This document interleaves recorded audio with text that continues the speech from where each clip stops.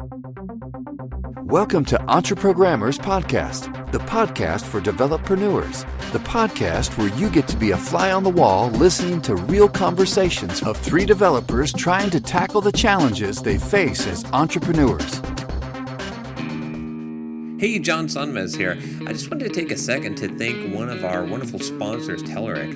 It's no secret that I'm a big fan of Derick. If you're looking to launch your own startup, then you should definitely check out Derick App Builder. It's basically a cross-platform tool to create beautiful cross-platform mobile apps for iOS, Android, and Windows Phone using a really productive development environment. And it's a really cool tool. It uses PhoneGap and Cordova, a development environment, to create cross-platform apps in JavaScript. So you can use the skills that you already have to be able to build cross-platform apps. And they look really slick, really easy to use, something that I definitely think you should check out if you're interested in doing cross-platform mobile development. So check it out. Derick, you can get there if you go to derick.com/app builder. All right, we're live. All right. I don't know why that's so funny anymore, but it is. It's like David Letterman. You know, David Letterman was never actually really funny. Oh my gosh. He just repeated the same thing over and over and over again until it became funny. That's true. Yeah. And then he would do those awkward, he would wait until you laugh. Yeah. Like, I'm not going to keep talking. The king of awkward silence, just sitting there, smiling with that big dumb grin. You laugh at him. Yeah, those top 10 lists. So. Yeah. And his Will It Float. I really like the Will It Float. Will it float? Well, yeah, he would take random objects, and somebody in the audience would guess whether or not it would float in this giant tub of water, and they would win something if they got it right. That's interesting. It's like it was pretty funny. I don't think I saw that part of it. Like, really? I'm thinking like, witches or something like. Will it float? If she doesn't float, we burn her.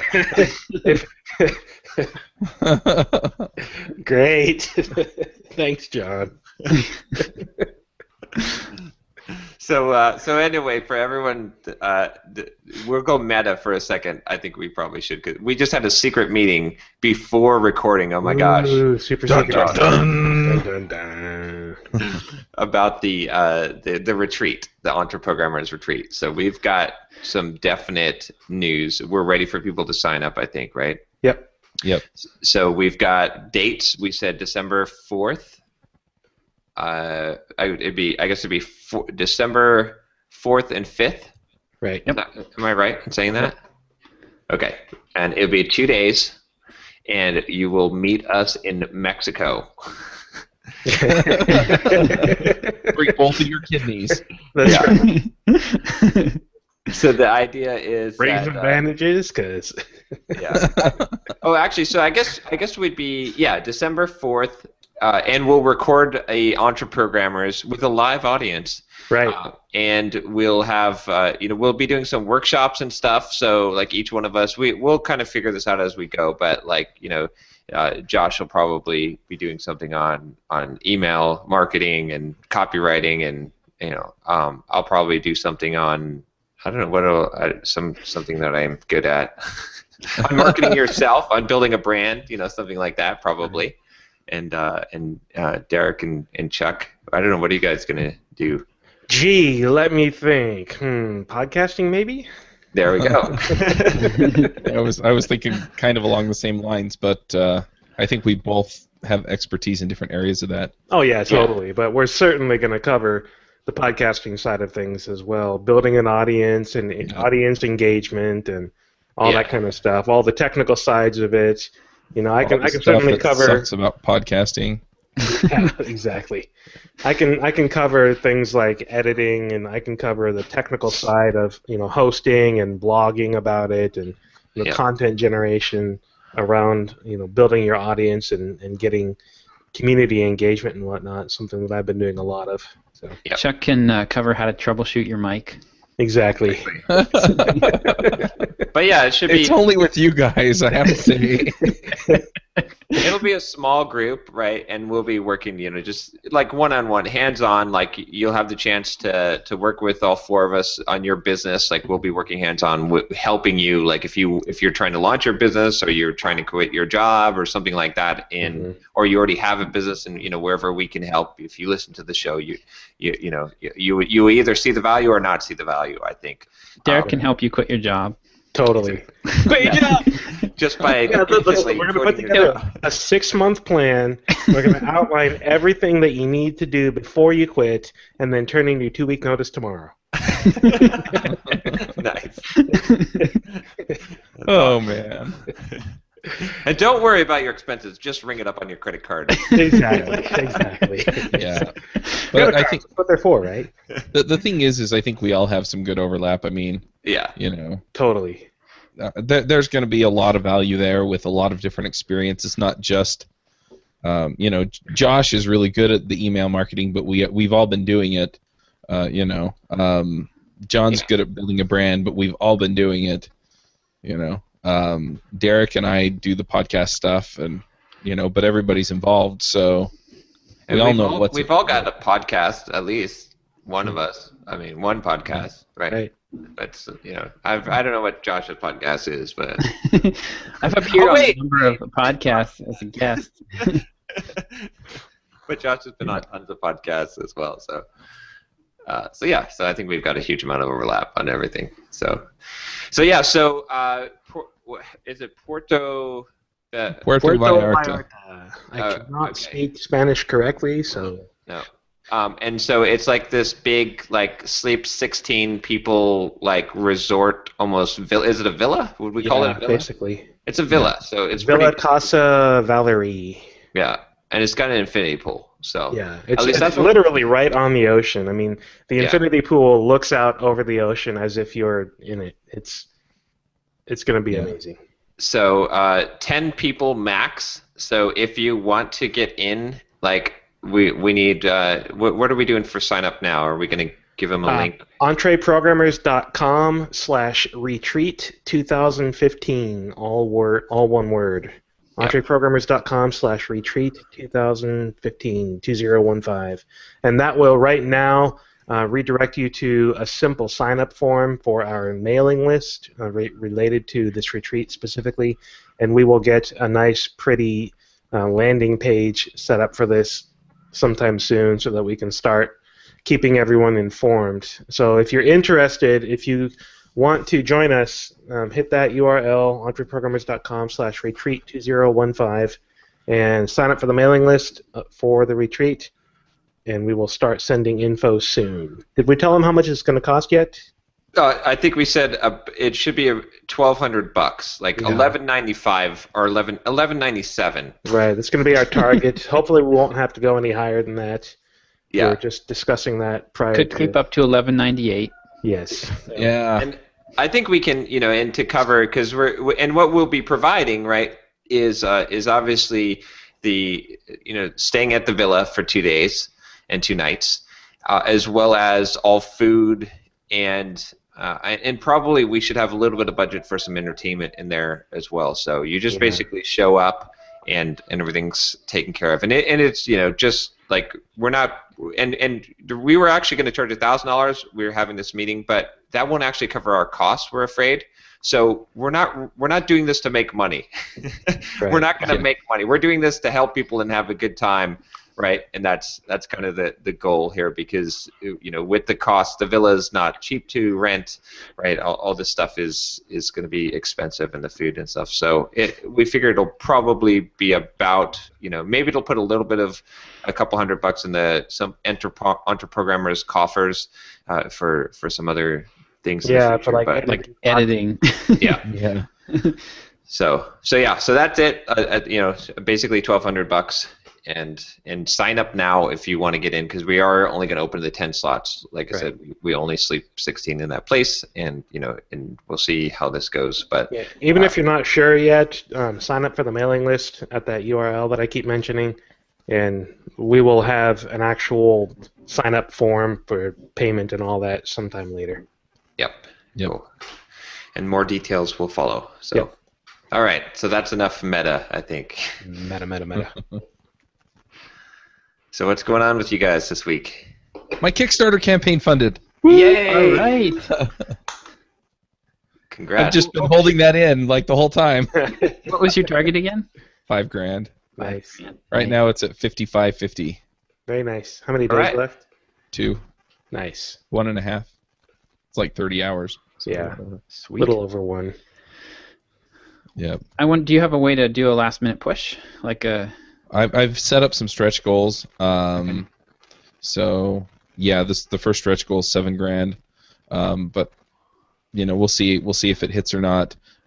What I did is I just put up that I was going to do a webinar and answer as many questions as I could to help people get going with their testing on Rails, specifically with their testing their JavaScript, because that's what I get a lot of questions about is testing in general and then testing JavaScript. So Right.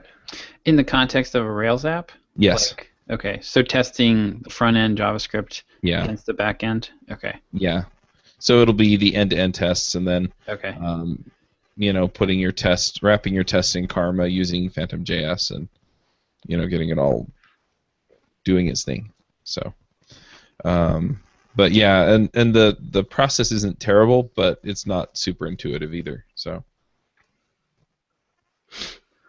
Cool. Yeah, so Nice. that's the deal. But I don't know if I'll hit the first stretch goal or not. So we'll see what happens. But Right. now I have to record a whole bunch of videos. Exactly. Yeah. So what was the goal? So are you planning to take like a month off or like a few weeks off to do the videos, or like how? So here's the rub. My main client right now kind of needs attention.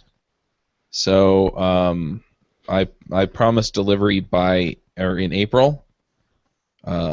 So basically the idea behind that is that I'm probably going to be spending 1 day a week recording videos, and I'm probably going to be putting in like 10 hours on those days just to get them all done.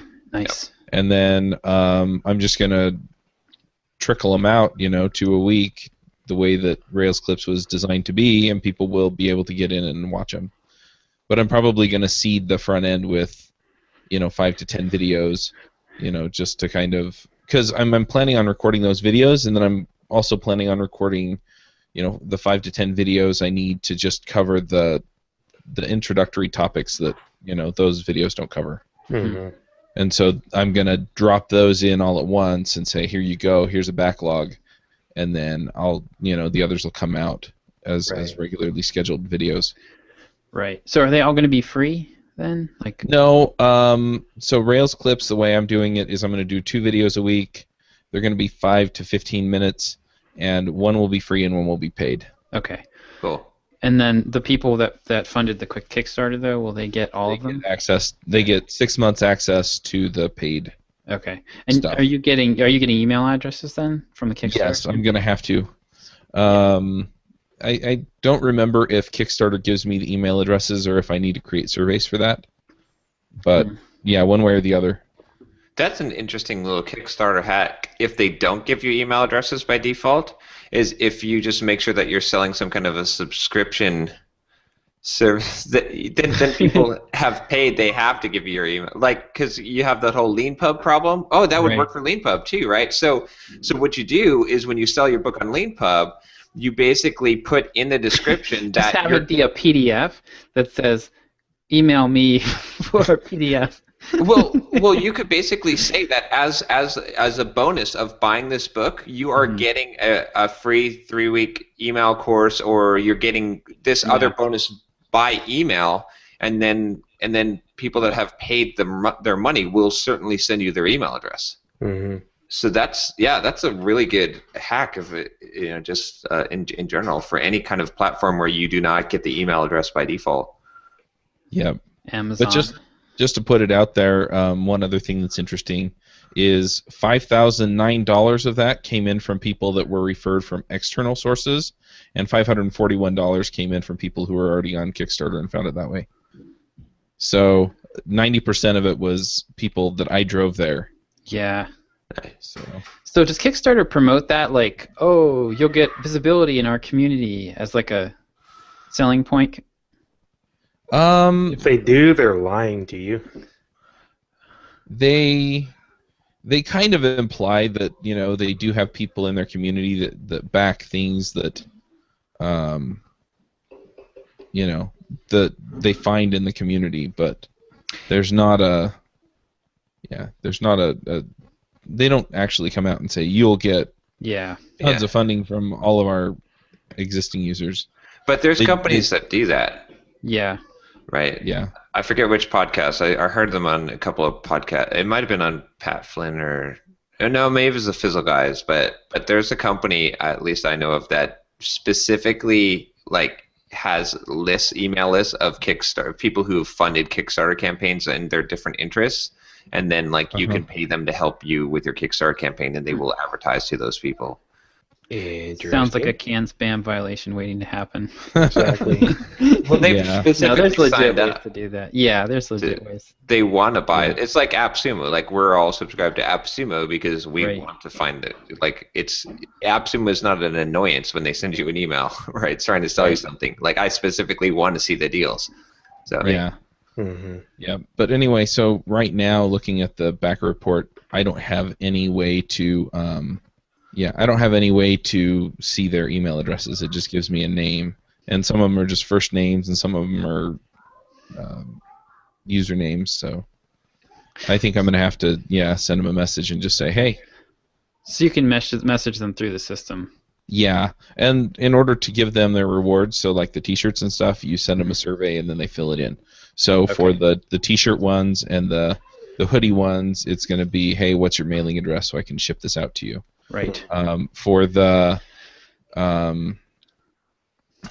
other ones, you know, it's going to be, do you want a T-shirt or a hoodie, or you know, when do you want to talk? Because a couple people signed up for the 30-minute chat. So right. Oh, I'm about to hack Kickstarter. You just gave me a great idea. Just do a Kickstarter and you have like a dollar pledge, like a dollar level, and the reward is something that they have to get by email. Yeah. And then you can really get a lot of people probably to sign up for $1, right? It's like, I mean, it might eat into some of your other. No, I don't think it'll eat into your other reward levels, but that'd be interesting. No, I had a couple people donate $1. Oh, okay. But if you donate, you know, it's $80 or more, $100 or more. So you can donate $110, and then you get one of the $100 rewards. Yeah. You could donate $350 and get the $80 reward. Kickstarter is, let's see, it's flexible. Yeah, you just choose the one you want. So right. Yeah. So.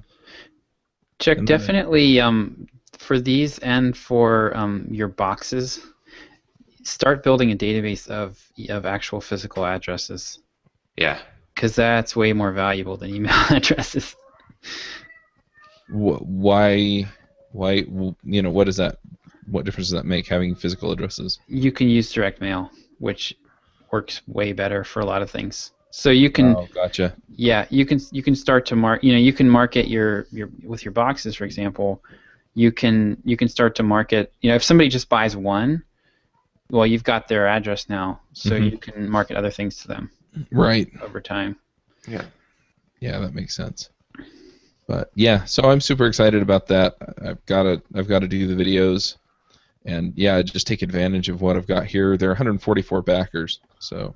Cool. So I'd be happy if half of them signed up or continued with a subscription on Rails Clips, because I think that's a large enough base that I can build from there. Yeah. Yeah. That's great. So so that's kind of the plan. And then I'm just working to get the Ruby Remote Conf site up so that I can email people and tell people that they can sign up for the conference. But nice. I need to tweak the site. I just haven't had time. Yeah, those are kind of the big things I have going on, and then the contracting and stuff.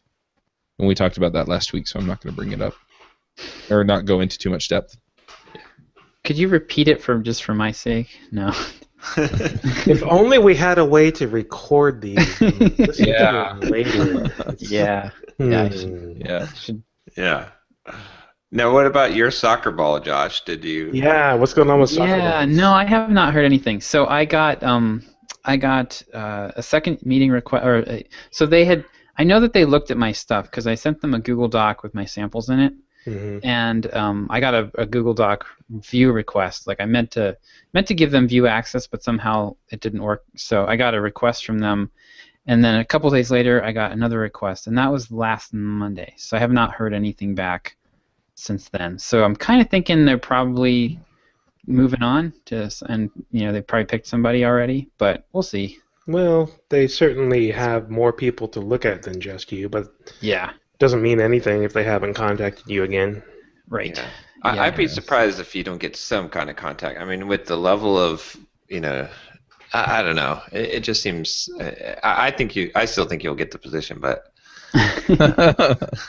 Well, the other thing is yeah, I mean, if it's 10 people, then I'd be like, oh, how long does it really take them? Yeah. But if they've got hundreds of people, then Yeah. you may not hear from them for another couple weeks. Make Right. sure you follow up at least one more time. Like, Yeah. Pretty soon Yep. here. Yeah, I don't know who to contact though, honestly, because I don't really have a direct contact with them. So, other than I guess I could email like the people that looked at my sample because I got their addresses, but I think that's a little, I don't know, rude. I don't know. I would don't think do so it. at all. Yeah. The follow-up and the number one thing that you need to do to get a job anywhere, whether it's a part-time thing like you're talking about or a real job, is build relationships with people. And the Yeah. way you do that is by continuously getting you and your name and your conversation in front of them. And following up with the people that are evaluating you is the easiest way to do that because those are the people that you have first contact with. They may not be the decision makers, but if you can build a conversation with them, they get to know you and they start to realize, oh, hey, this guy is really cool. Let's bring him in for an interview. Let's talk to him more. Let's do whatever. And eventually that turns into them passing you along to the decision makers. Yep. And if you do know somebody that's a little further up the food chain, like even just their name, there are ways of finding out how to contact them, and then then you can reach out and send them pairs or send them an email or whatever. Well, I have emailed I guess I could email the one guy that posted the job originally, so he would know at least whether they've filled it or not. So I could ping him. I did email him earlier, so Number one mistake in following up is asking. don't ask if it's filled. Yeah. Don't ask that.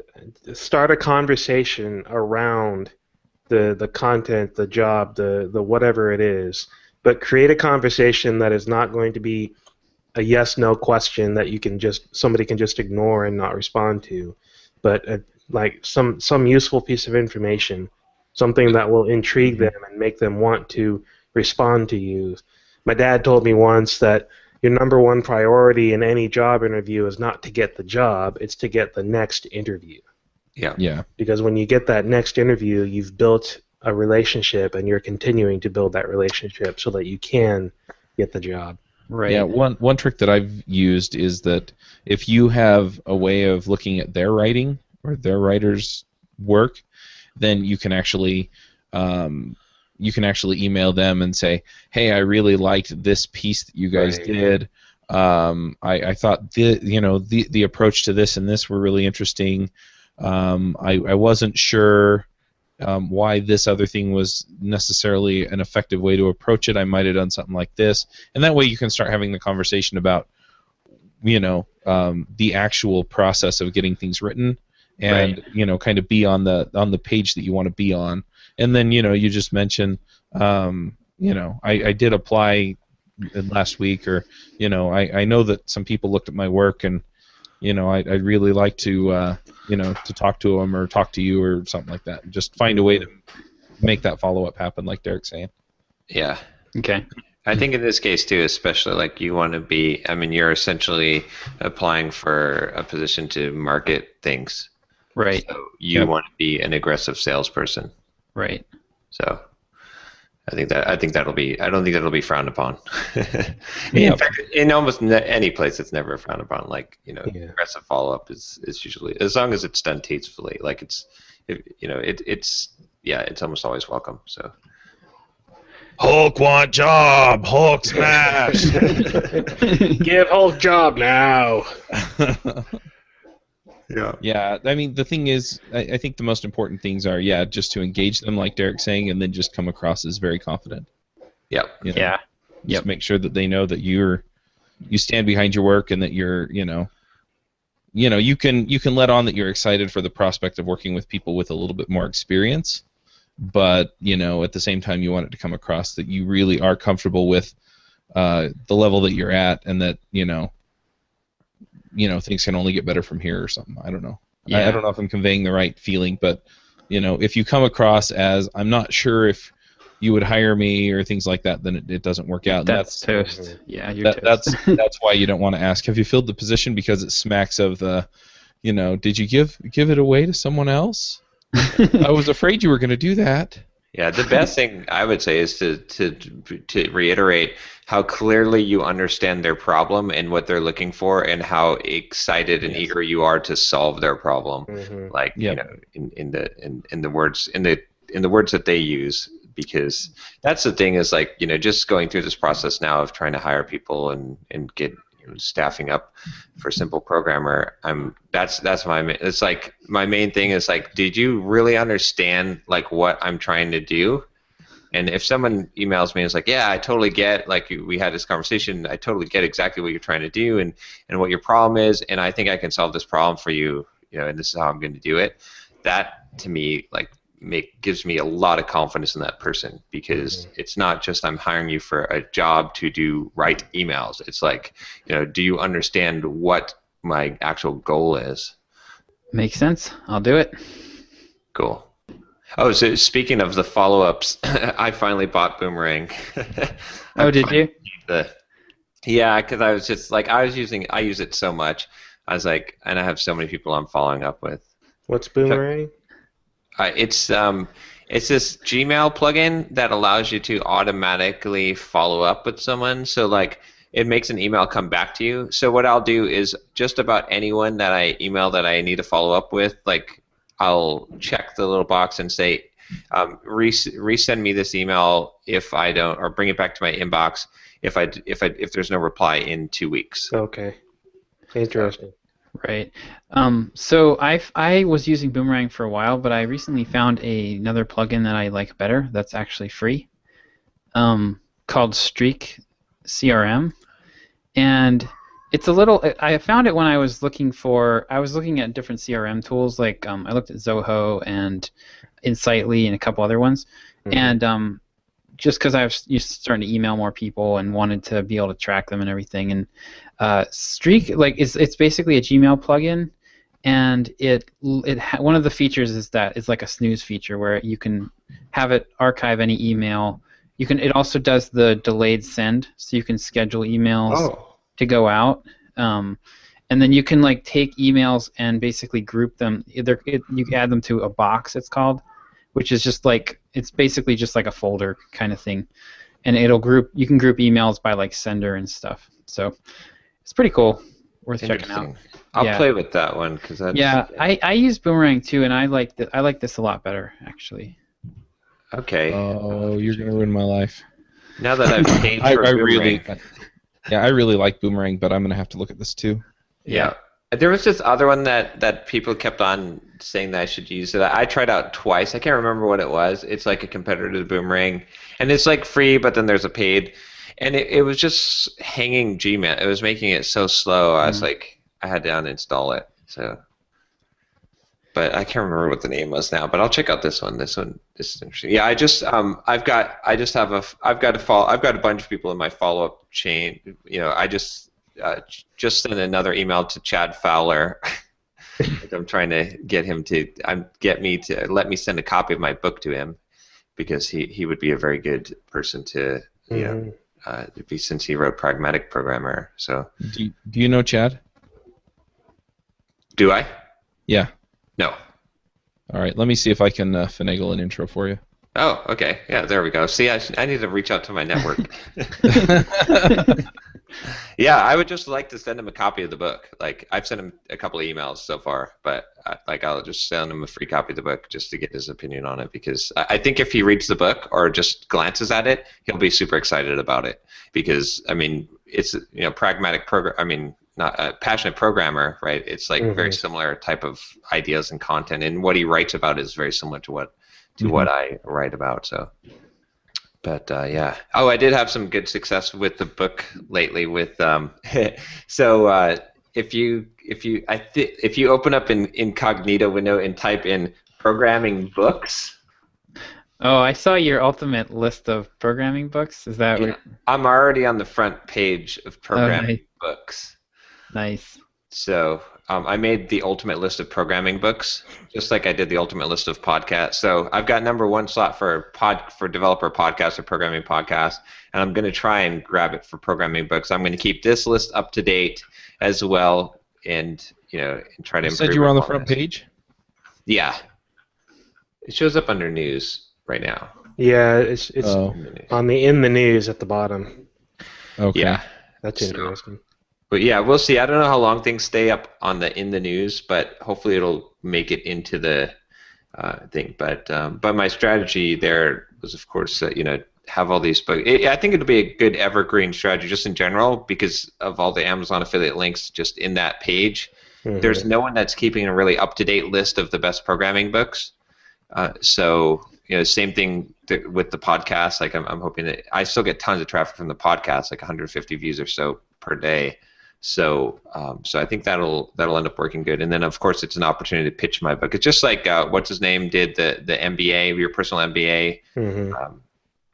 What's his name? Kaufman is it, or I can't remember. You know what I'm talking about, the guy that did the personal MBA book. Have you guys heard about that guy? I've heard of the book. Heard of it, but yeah. So he's got this book, this website, 99 Best Business Books, which he keeps up. Josh Kaufman, yeah, and he's made his personal MBA book a bestseller by maintaining this other list of books. Oh, interesting. Because when you go there, you go and he's like, well, you could buy my book that has a lot of this information in it, kind of condensed. So I'm trying to do the same kind of technique with soft skills, because if I can have that one blog post sell like 2 to 3 copies a day of the book, that'll do pretty well, right? So. Yeah. I've also, with that strategy, the other thing I've been trying to do is, how when you go to Amazon, right, like it suggests, it says it's got customers who bought this item also bought. Well, what I started doing was I started targeting, like that blog post targets some of the best-selling books on Amazon in the programming space, and my other blog post on the cracking the coding interview did the same thing. So what I'm trying to do is I'm trying to sell to my audience these books that are already at the top. And so then the idea is that these people have probably already bought soft skills, and now if they buy cracking the coding interview, for example, now Amazon will make the association links. And I've been really successful with that. If you go to cracking the coding interview, my soft skills book shows up as like the 5th recommended book. Nice. And the same thing with, I'm on Clean Code. If you like Clean Code, I think I'm showing up now as like the 6th or 7th recommended book most of the time on there, like on the front page. So I'm trying to do that with as many of the books as possible that are, I've got those links with Passionate Programmer. It shows up on like the 5th one. So that's kind of the organic way to keep selling the book in Amazon is to associate yourself with those. That's a really, really good idea. Nice. Similar to the YouTube thing.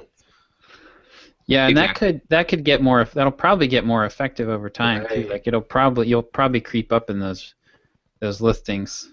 Yeah, what you really want to do is be bundled with other ones.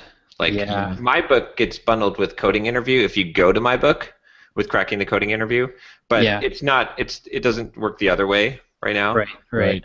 Strangely, on the UK, Amazon UK, my book is bundled with 7 Habits of Highly Effective People. Well, that could explain your surge in sales over there. Yeah. Well, not the other have way though. fun, then. Just if you click on my book, you'll see. Oh, yeah, It'll okay. suggest that you buy that. So Okay. I don't know. We'll see. It's interesting. I mean, the book has been staying up there in the top ranks, so it's definitely a bestseller at this point. So I've also been sending free books to user groups. So what I did was I had my wife compile a list of all of the top user groups, like New York City, San Francisco, all the biggest cities, tech cities in the country, and then any user groups with more than 2,000 members. Nice. And then so we've probably hit about 50 user groups that we've sent a few books to each to give out at their meetings. So I think that'll have a pretty good impact as well. So Nice. we'll see. The first royalty check will show up probably in April. I think that's when it closes out. So You're actually going to get royalties, though, which is... I think I will pass my Rare. advance. My advance was $5,000 on the book, and I'm almost sure that I'll pass my advance. Yeah. Which is pretty rare. In this first check, you mean? Yeah, in the first check. Yep. Nice. Yeah, because I know I've sold more than 5,000 copies of this book.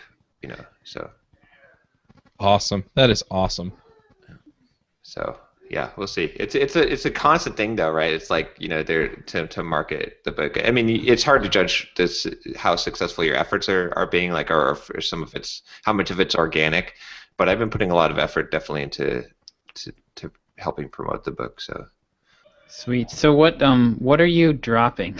Yeah. John basically sent an email this week telling us that he's becoming a minimalist, selling everything in his house, which we all know he wants to do anyway. Well, there's a difference between minimalism and essentialism. So I've been a minimalist for a while, right? But essentialism, I read this book, Essentialism.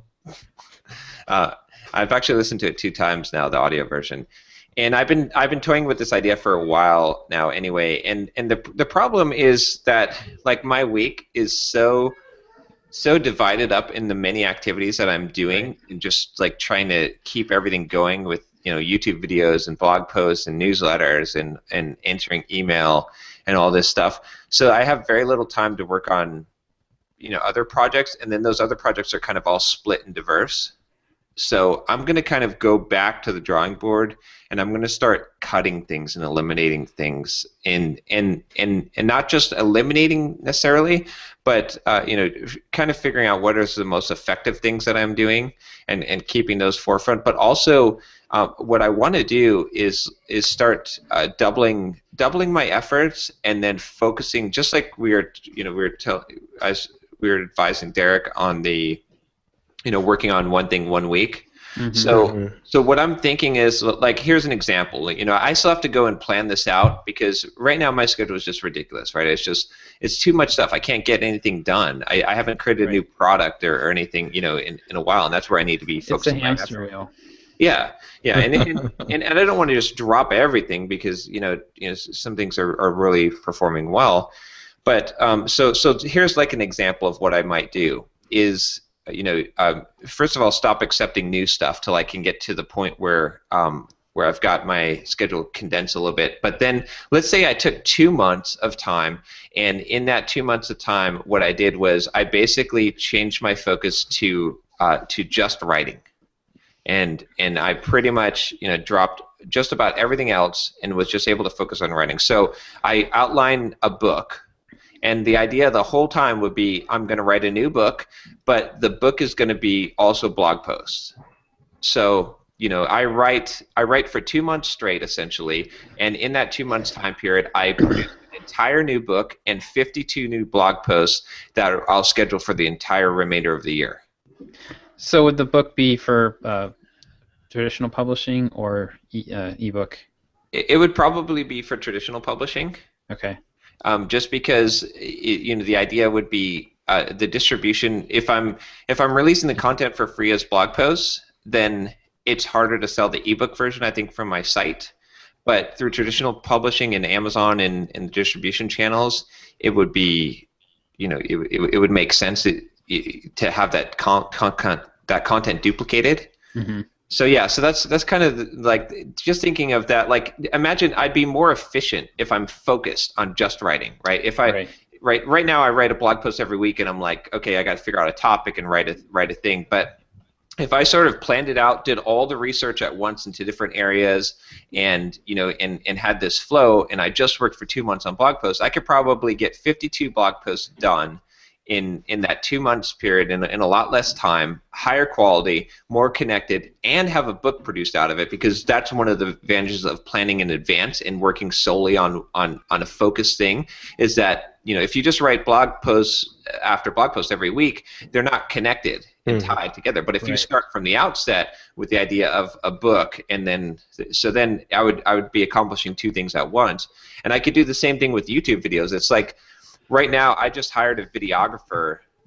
So I've got a videographer that's going to be showing up on Monday and is going to film me for 5 hours to produce a month's worth of YouTube videos. But I've been trying to do little tweaks on my YouTube channel, and then sending out these requests for videographers while I'm trying to do other things, and I can't get back to them all and evaluate them all. And I was thinking, if I would have just said, okay, for the next month and a half or 2 months, I'm just going to focus on YouTube, on videos. Then I could go and I could find the right videographer, hire it out, find the right editor, find all of these pieces, plan out the videos a little bit better, and I could actually create a video course at the same time. And the videos that I shoot for YouTube could be 5-minute clips that are part of that course. So again, I could produce an entire course, just like I could produce an entire book out of blog posts. I could produce enough of YouTube videos in probably 1.5 months worth of time for the entire year, right?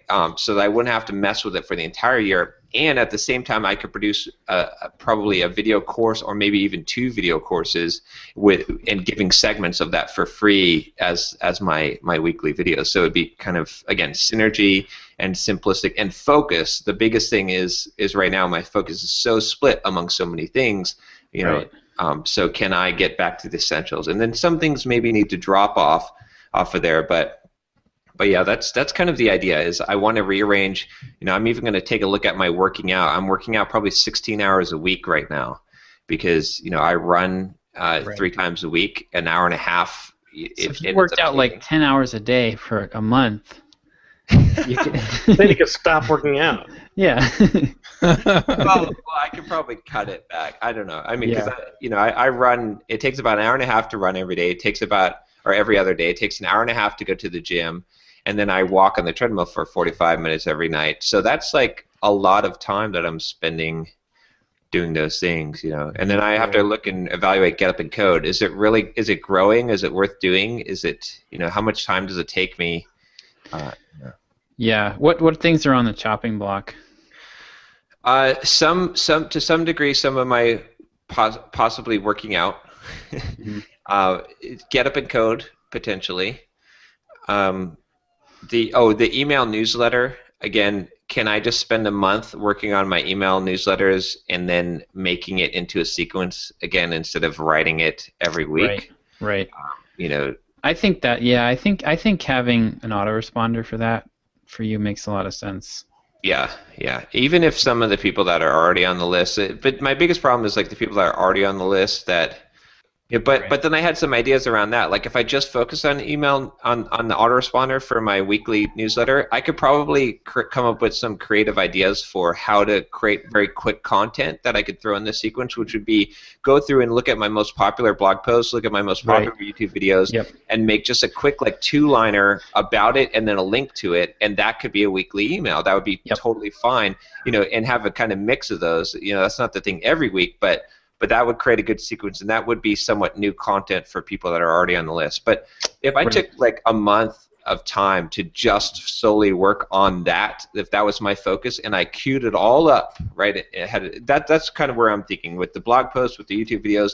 Instead of doing every week doing this routine of now I got to write a blog post, now I got to get these YouTube videos done, now I got to write this email newsletter. If I dedicated, time to those specifically, I think that it would that focus, I would get a synergistic effect. I'd get more done.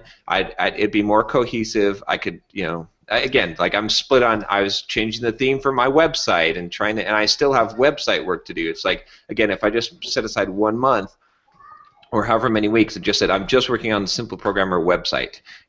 I could hire a designer. I could do, figure out all the things that need to be done, and then get those pieces done. Because when I go back and I'm like, okay, where was I most successful? That's essentially what I did when I did my Pluralsight courses, right? I basically, my focus was every day I'm working on, my main priority was Pluralsight, and that's what I'm doing. And I was able to produce over 30 courses in 1 year, which was the biggest impactful thing I've done in my life, essentially, right, monetary-wise. Same thing with writing the book. When I wrote the book, I mean, I still had some things I was juggling, but for the most part, I just focused on writing the book, and I didn't add anything else to my schedule. So I don't know. So that's kind of where I'm at. I have to start small by stop accepting a bunch of stuff that's coming in, no more new stuff, to get enough free time to plan, to be able to build buffers, and then once I build buffers, then I can start, just setting dedicated time to focus on the specific things for lengths of time, and I can start doing projects again. So that, I don't know. A couple of comments. First off, you not working out does not seem like it's going to happen. That's just, I mean, in all the time that I've known you, that's like the thing that defines John Sonmez outside of the computer world, is you doing some sort of exercise routine. But other than that, I think it's a great idea. On the book writing side of things, with blog posts turning into a book, a guy named Chris Strom does exactly that, and he's written 4 or 5 books: Recipes with Backbone, the SPDY book, Dart for Hipsters, Patterns in Polymer, and 3D Game Programming for Kids. And I think he does exactly that. I think he blogs every day. I mean, he literally blogs every day, and his blog posts are done so that they turn into the book at the end of whatever subject matter he's blogging about. So there's probably some lessons learned and general advice that he could give you on how to do that, since he's done it so many times. Yeah. So it'd be a good person to connect with. I think I have his email address. I'll see if I can get you guys connected. Okay, yeah, that'd be cool. Yeah, that's again, just trying to figure out all these places where I can streamline and where I can cut things, and so that I can be, because I've been trying to be, like, I know the benefits of being singular focused, but I've always said, well, I can't be singular focused because I'm doing all these things. But then I realized I can still do all these things. I can just buffer them up and focus on them for periods of time, right? If I write all the blog posts for the entire year in a couple months period of time, then that's totally off my plate for a year. It's right. That's kind of where I'm going. I mean, the biggest problem I'm having right now is, like, I start time tracking my email, and I've got Doug answering a lot of my Simple Programmer emails from that blogging course. He's doing about an hour of email a day, and I'm still doing 2 hours of email a day. Oh man! So I'm like, gosh, this is just such a So I've got to figure out how to do that, and I'm interviewing some virtual assistants tomorrow from that virtual staff finder person or group, and hopefully I'll be able to get them to do even more of that type of stuff. I've hired 2 SEO people or SEM people so far. I've got one guy working on my 10 Steps to Market to Learn Anything Quickly course, that he's basically just taking that from start to finish now and launching it, essentially, and doing paid advertising. And then I've got another guy that's doing the How to Market Yourself course. What channels are you planning to use for the 10 Steps course? Yeah. For 10 Steps, I think he's going to set it up with Google, and then with some Facebook. Okay. For the How to Market Yourself course, we're going to do remarketing to Facebook, I believe, and Google as well, and then Google AdWords if we can. We figure that, like, based on we're going to sell the blog course essentially, get people to sign up, and we figure the break-even point for my blogging course is I can pay $5 an email address. Okay, so all right, so you're gonna get banned. Well, this guy's a pretty good expert as far as Google Ads. Okay. So I think he said we might have to change the landing page up, but. So the from what I understand from talking to the folks I talked to and a couple other people I've heard since, basically Well, I'm trying to think. You might be okay because you're selling. I don't know. You're selling a product. Google wants to see that you have a business. Yeah. Not that you're just selling like. Well, for me, it was giving away free information. I think you're kind of toying with a dangerous area, though. Like, if you had a shopping cart visible like on your site, where people could just go buy the stuff, that might help. I don't know. Just be aware of that, and it's. So you're gonna advertise a landing page, basically. I think that's like what I mean. An opt-in page. I'm kind of leaving it up to him since he's the the expert on this. Right. Like, so I interviewed a lot of people, and he was definitely at the top. So he's done this a lot. He's managed, I think, millions of dollars worth of Google ad campaigns. So we'll see. Hopefully it works out. But I feel like I've got to kind of do this in order to see, and then there'll be some lessons learned, I'm sure. But yeah, that's the other good thing I'm trying to do is trying to hire out more of this stuff. Like, I have money coming in from Simple Programmer. I need to spend it to be able to free myself up to be able to expand the pipeline.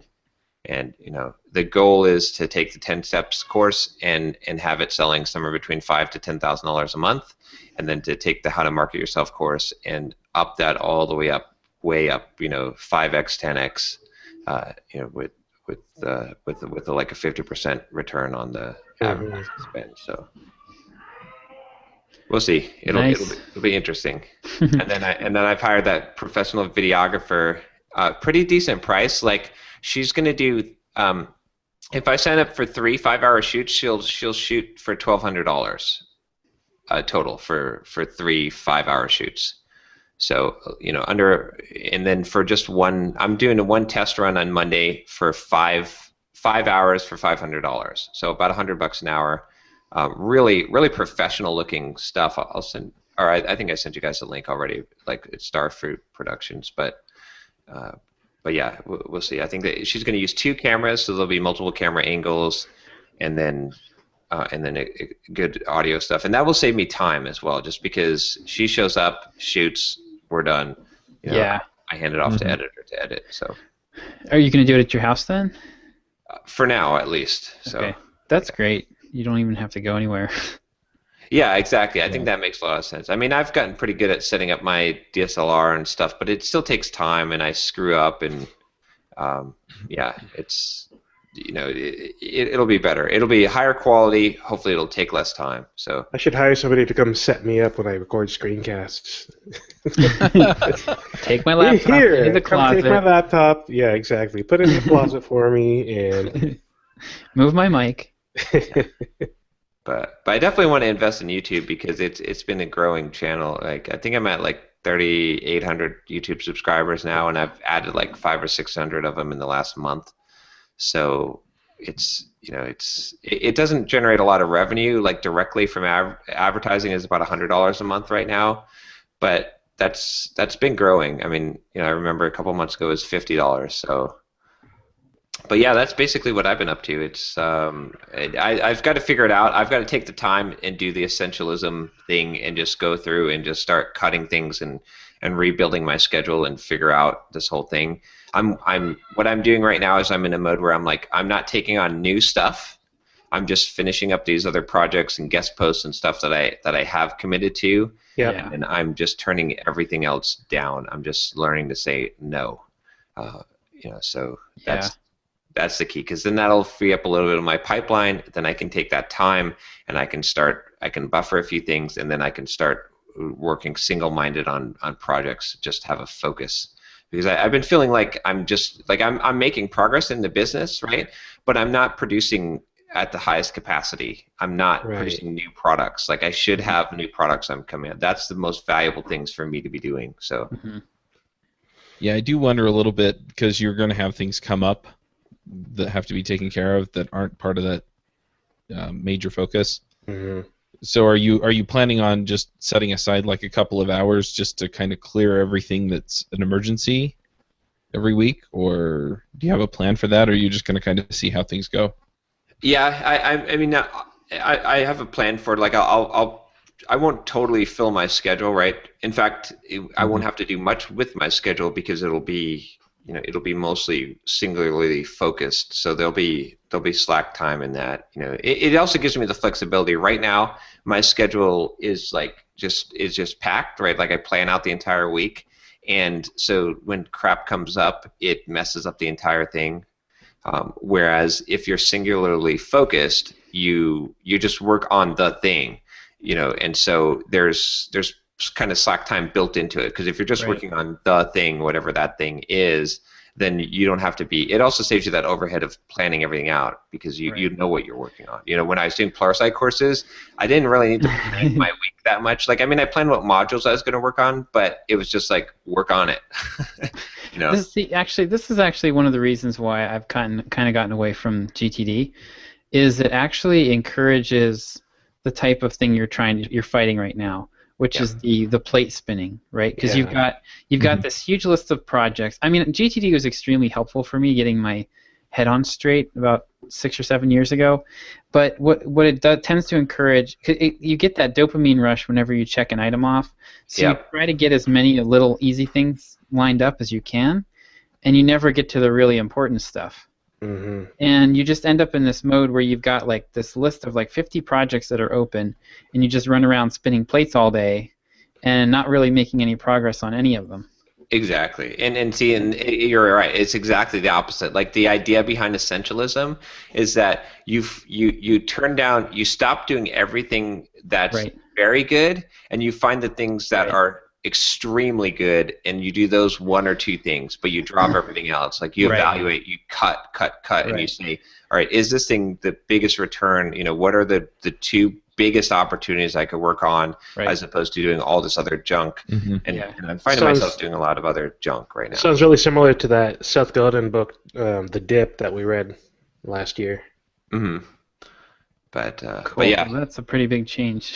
Yeah.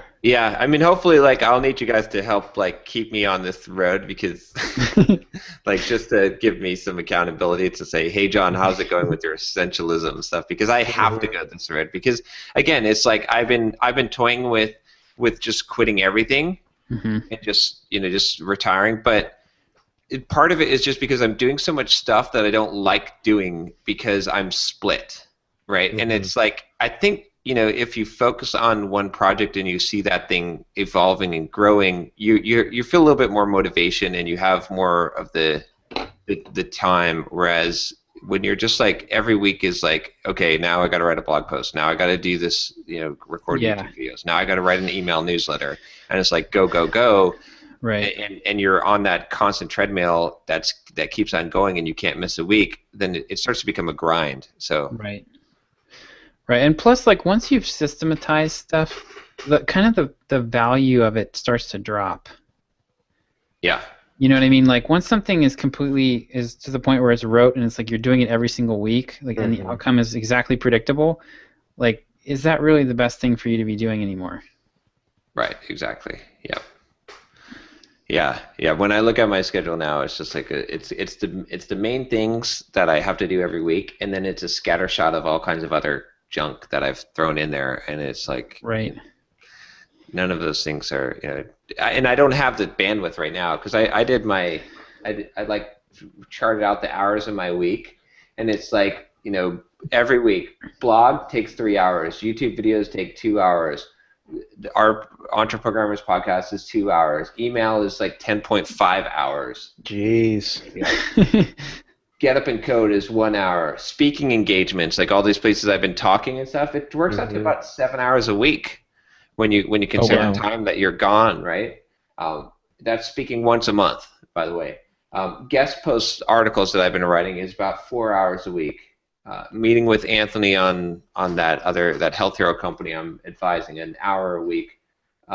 Meeting with Doug to manage the stuff that he's working on for me, an hour a week. Twitter, doing the follow-unfollow, which I need to get someone to do, is 3 hours a week. Stuff for Zephyr, my main client for for advertising and stuff, is about an hour a week. So it's it's 35.5 hours.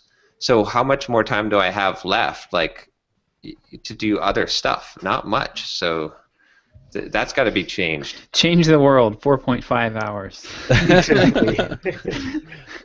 Right. And what I want my schedule to look like is like 35.5 hours work on my project, and then 5 hours other stuff. That's what it should be. So I have to get to that, because that's what's going to make me effective. It's going to make me less likely to feel burned out, and it'll have the biggest impact. So. This episode of the EntreProgrammers is brought to you in part by the Derick platform at derick.com/platform. The Derick platform allows developers to build, connect, test, and deploy cross-platform mobile applications using nearly any approach, web, hybrid, or native. With tools like the App Builder to create mobile apps with HTML and JavaScript, control suites for Windows, Android, and iOS, and powerful management tools like Derick Analytics and App Manager, you're sure to find what you need. With powerful tools of the Derick platform, the UI tools, and so much more that it provides, you will be able to create outstanding user experiences. So check it out and try the Derick platform today at derick.com/platform. It's a challenge, though, because you start piling on stuff, right? And then all of a sudden you end up to this place where it's like, how the heck do I have 35 hours of my week spoken for every week? Yeah. Well, and John, one thing to think about too is like a lot of the stuff that you're doing right now is kind of like, it's really kind of just traffic building. I mean, really, like the blogging with the frequency that you're doing it, and the YouTube and stuff is mainly traffic. And if you can get the advertising thing going, your need for the traffic declines a little bit, and you could start to do a blog post like the Tim Ferriss style. Just threw that out there for Derick. I mean, Tim only blogs like once a month, or if that, and they're longer usually. They're like really in depth, and he probably spends 15 or 20 hours on the blog post, but he's only doing it once a month or once every 2 months, and not every single week, because he's got 2 million, 3 million visitors a month already.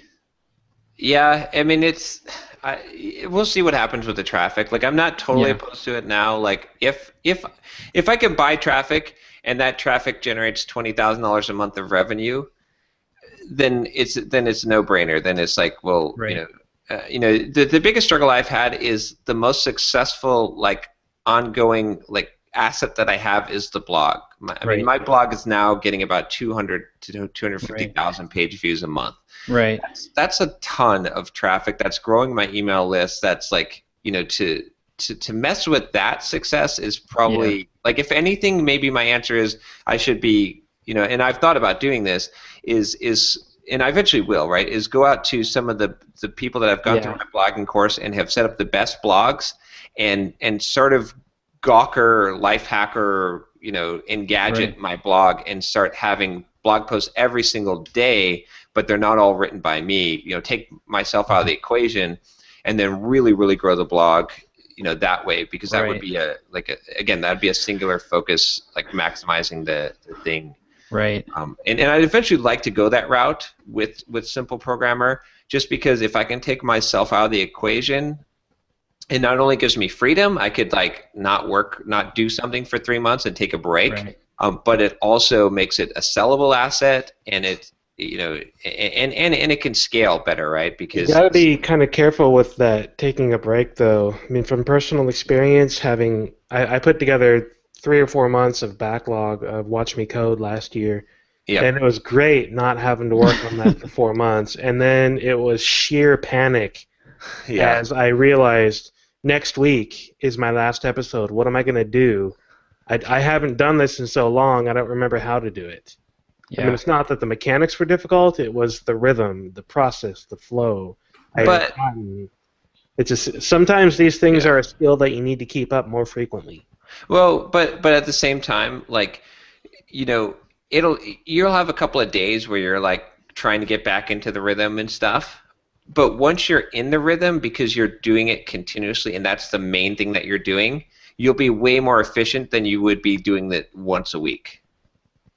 You know what I mean? Like, once you get into the recording rhythm, like you start to get faster, and you're more efficient at doing it. So, but I agree. I mean, you have to keep up the skill to some degree. But then some of these skills, like, are things that I can, again, like I I learned how to operate a digital camera to create high quality YouTube videos. Right. But now I've reached the point where I can pay someone $500 a month to do a better job. I don't need to invest in those skills anymore. Right. So.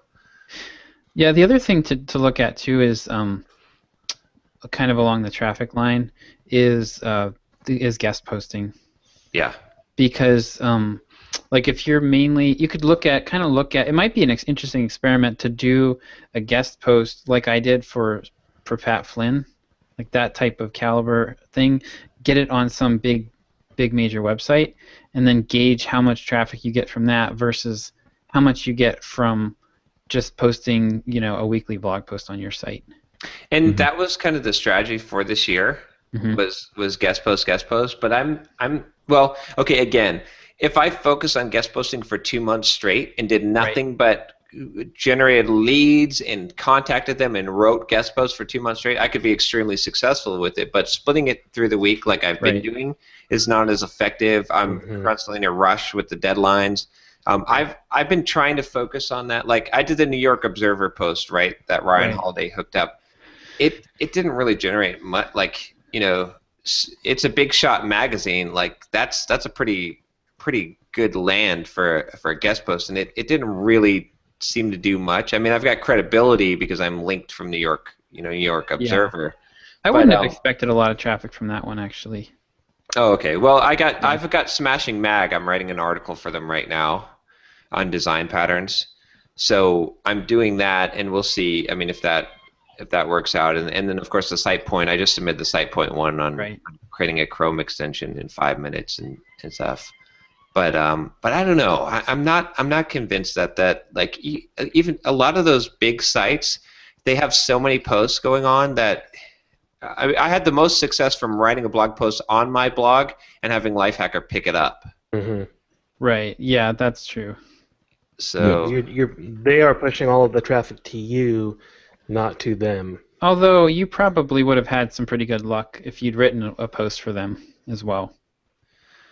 Yeah, it's a little bit hard. You have the time for the pitch in this. Again, that's why I said, like, if I was devoting 2 months to the strategy of just guest posting, then maybe you perfect the pitches, you find the right, you keep on following up, and you get the ones that land that make the impact. But I don't know. I'm not entirely sure, like, if it makes the most sense to do guest posts. But I don't know. We'll see. I just hate to not invest in the biggest asset I have. I mean, the biggest asset is my blog, right? That's huge. Like it's one of the top software development blogs in the world, really. Like as far as traffic and visitors. So.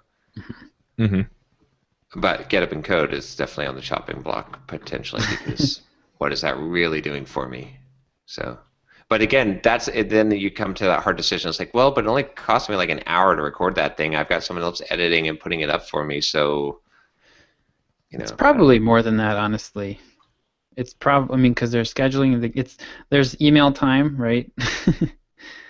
That's factoring into your email time to schedule. Yeah, you're lumping things by the activity you're doing in your hours, but you're not lumping all of your related activities by project. Get Up and Code has to be 2 or 3 hours a week. Yeah. Has to be. I don't know. It's like usually really quick, and I usually have guests scheduled. I've got automatic calendar. Like if someone, like Chuck, you just sent me that Amy girl that was on your podcast, and I probably shouldn't say girl. I should say woman or lady. I don't know what.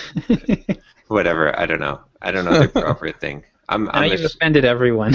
Okay. I'm known to be a chauvinist, so I just accept that about me. Okay. So,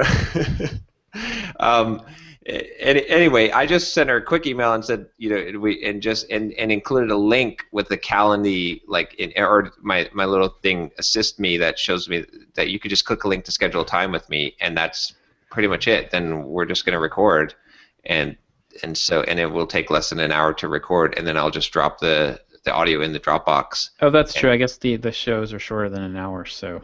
Yeah, and Doug takes care of everything else Right. from there out. Yeah. So Okay, I could buy an hour then. my only thought was like maybe if I get a co-host and then I make the agreement with the co-host and I say, look, here's the deal. You're now in charge of scheduling. Like if you want to be a co-host on this, because I've got the established podcast already. If you want to be part of this, like basically my involvement will be you tell me when to call in, and that's it. Yeah. But that doesn't really save me a huge amount of time. I don't know. Mhm. It's tough. Like when if you try to put things on the chopping block, it's really tough to figure out because it all adds up, right? Yeah. You probably wouldn't be doing it if you didn't at least like it Yeah, yeah, or see benefit in it, I guess. yeah. It's hard because most of the activities I'm doing right now, I don't feel like I really like that much. From time to time, I like seeing the results. Like that's the aspect of business that I like, but Right. I miss writing code, right? I like Yeah. but there's no time in my, for writing code anymore. It's sad. Yeah, I know how that is sometimes. I mean, there are weeks that I go by and I don't write code and I miss it. But at the same time, I mean, I feel like there are higher leverage things that I could be doing. So, what do I do? I feel like I do need some time for that kind of play. So. Yeah. There are weeks in my job where I'm trying to write code and I go a whole week and don't write code. So. That is funny. Nice. So yeah, so that's it. I think that's my predicament in a nutshell. I think I've pretty much covered it. So yeah, so I do recommend that book though, Essentialism. That if you guys get a chance to read that book, because it'll really make you think. Like if I can execute this correctly, I feel like I can be a lot more effective. I feel like that book should be like one page, based on the premise. I can read a one-pager. I can make time for that. Yeah. So I had my conference this weekend. Oh. And yeah, so I went. So I left here. So it was the Bob Bly Getting Clients as a Copywriter conference, and so I left here. So it was funny because on Monday the organizer sent out an email and saying, oh, this is it. We're all set, and it's going to be a beautiful weekend. It's like it's supposed to be in the 50s. And it's in New Jersey. It was in New Jersey, Weehawken, right outside of New York City. So it's going to be beautiful, 50 degrees, no snow in the forecast, and then like Thursday night rolls around, winter weather advisory. Like, oh no! So I'm like, okay, I'm looking at the well, they're like 3 to 6 inches of snow. I was like, wow. What? No, it's the first day of spring. So I look. So I'm like, okay, well maybe it'll be coming from the west, and I'll as I'm getting ready to leave in the morning, it's like starting to snow, and I'm like, okay, maybe it'll be coming in from the west, and I can drive and get out ahead of it and just stay ahead of it. So I looked at the weather map. No, it's coming from north, and it's like it's just pushed all the way down, all the way across. Yeah, so it was like 7 hours of driving across Pennsylvania through the mountains. And fortunately, it was warm enough that the snow was melting, so it was mainly just like spray and mist on the road the whole way. But yeah, that was just the traffic was moving the whole time, fortunately, so it wasn't too miserable. But yeah, so I got in later than I was thinking I would, and it ended up being. I'm really glad I went. Really glad.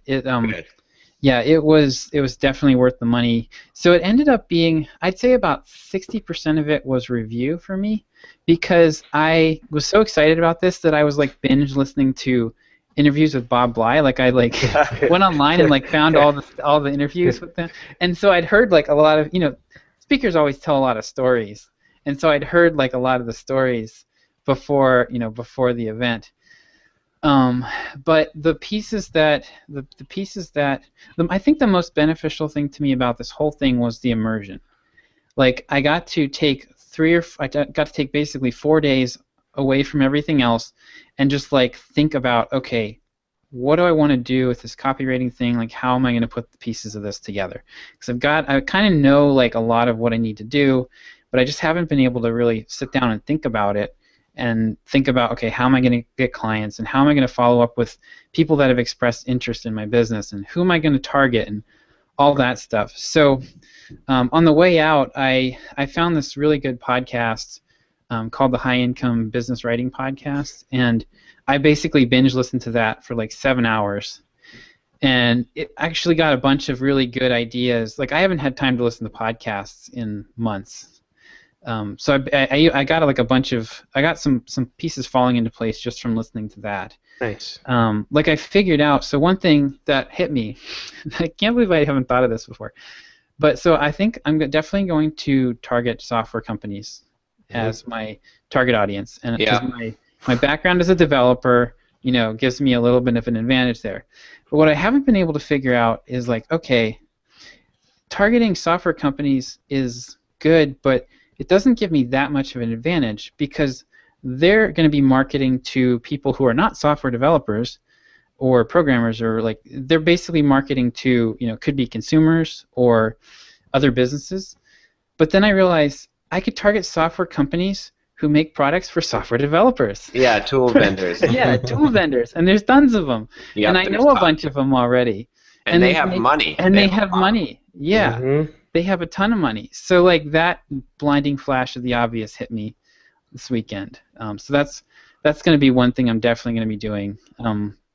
Initially, I think for the next couple months, anyway, I'm going to kick things off a little bit with, I'm not going to get that specific. I'm going to use direct mail and do a mailing because it's real efficient. Like, I don't have a ton of time, so I can blast out a letter.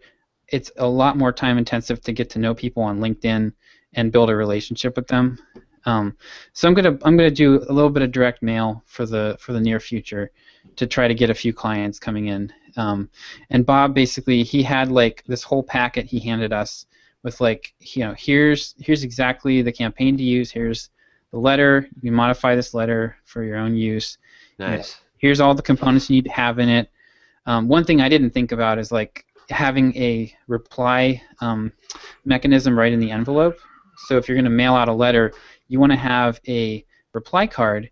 Even though most people are going to go online or call you, the reply card is a mental trigger that says this is something you need to respond to. Yeah. And it actually it'll outpull just a straight up letter if you do that. So I'm going to put that together. So I've got like I kind of basically just sat down and mapped out a plan for how I'm going to go about starting to get some clients for myself, and who I'm going to target. Yesterday I contacted a mailing list broker to get the mailing list I'm going to rent. So, but yeah, it was so one of my objectives was to not be a wallflower.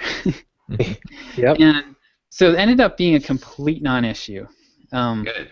Yeah, it was a small group for one thing. So it was only about 60 people, and the first night they had us do like a little mixer game where you had to, like, it was just really cheesy, like walk around and ask people, like, it was like kind of the tic-tac-toe thing where you've got like everybody's done one thing, like I swam with the dolphins, that kind of thing.